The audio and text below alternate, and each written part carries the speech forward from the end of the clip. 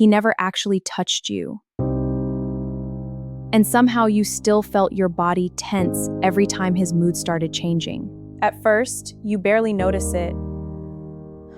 The way your chest tightens when his voice gets louder or his silence suddenly feels heavy. You keep telling yourself you are overreacting because technically nothing happened, even though your nervous system disagrees completely.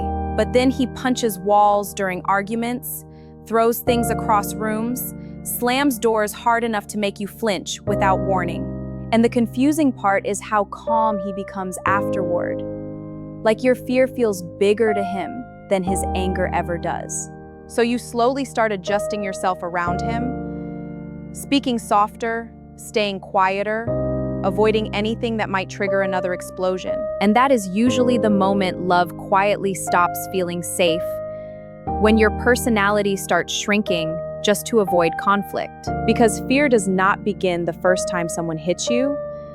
Sometimes it begins the first time anger makes you feel emotionally trapped. You should never have to study someone's footsteps, breathing, tone, or facial expression just to feel emotionally prepared around them. And sometimes the biggest act of self-respect is admitting that being untouched does not always mean being emotionally safe.